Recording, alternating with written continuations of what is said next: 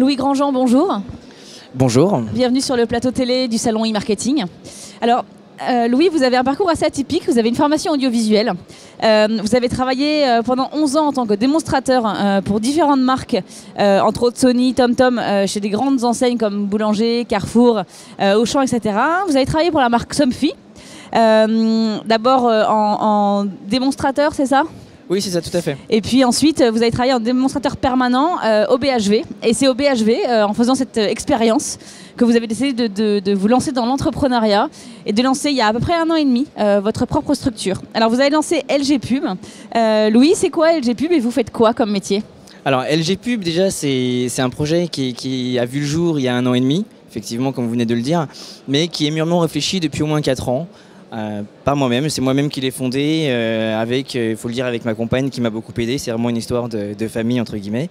Et notre cœur de métier, c'est vraiment tout ce qui est email marketing, surtout dans l'accompagnement. Alors je précise bien email marketing parce que e-marketing c'est un grand mot et là on est vraiment dans tout ce qui est email marketing et tout ce qui touche autour. Donc c'est-à-dire la prospection de l'email de prospection, mais aussi de l'email transactionnel et également la collecte des données. Alors, vous n'avez pas une expertise dans ce domaine ? Vous avez appris sur le tas, comme ça ?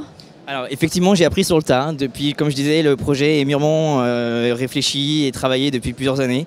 Et j'ai appris en autodidacte, en me renseignant sur différents sites, différents magazines, en regardant aussi, en allant piocher à droite à gauche, un petit peu comme tout entrepreneur qui va monter son projet petit à petit. Alors, c'est quoi les différences et les points forts de LG Pub sur un marché aujourd'hui où il y a quand même beaucoup d'acteurs ? C'est quoi vos points forts ? Alors, la grosse différence, c'est déjà qu'on est une entreprise à taille humaine. Donc ça, c'est vraiment un point très fort, surtout que j'entends beaucoup, notamment sur le salon, que c'est très bien parce qu'au moins, on n'a pas une usine à gaz derrière. On a vraiment une équipe déjà de passionnés et qui peut être là pour nous et répondre rapidement aux besoins du client.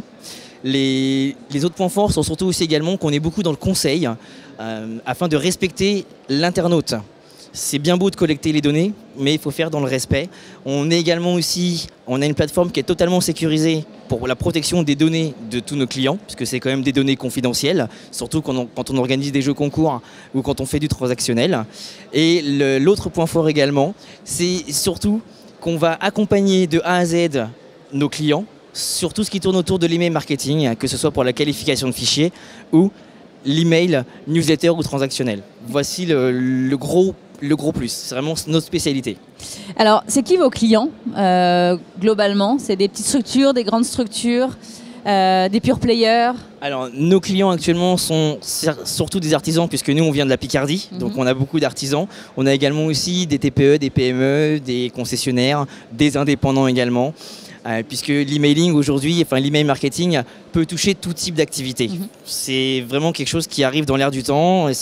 Il faut prendre le coche. Du coup, vous vous adressez à des gens qui n'y connaissent souvent pas grand-chose dans ce secteur, donc vous faites toute la partie un peu pédagogie et accompagnement. C'est ça, exactement. C'est ce qu'ils cherchent, je suppose. Exactement, tout à fait. Donc il y a ce côté-là, et puis il y a aussi le côté avec des clients qui connaissent un petit peu l'email marketing, mais qui vont connaître que les grandes lignes.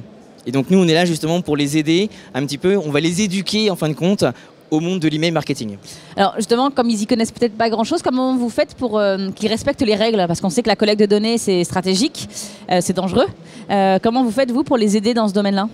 Justement, c'est pour ça que moi je prends toujours le terme accompagnement, parce qu'en fin de compte, notre plateforme n'est pas en libre service. C'est nous qui allons gérer les collectes, c'est nous qui allons gérer les envois et on va tout vérifier. Donc c'est-à-dire notamment pour la collecte des données, dans les formulaires qui vont permettre de récolter les données, on va vraiment s'assurer qu'il n'y ait pas, par exemple, vous savez, vous avez souvent des petites cases pré-cochées, j'accepte de recevoir cette newsletter ou autre. Nous, on est contre ce système-là, il faut laisser l'utilisateur libre de choix.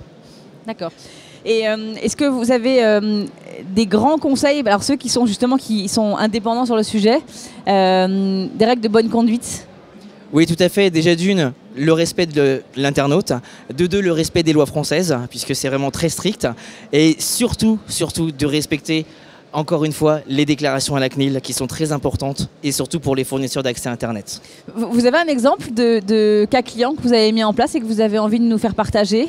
Alors, effectivement, moi j'ai un client, c'est un artisan qui connaissait rien du tout au monde de l'email marketing, qui n'avait pas de base de données, rien du tout, et qui voulait plutôt faire de la location de fichiers.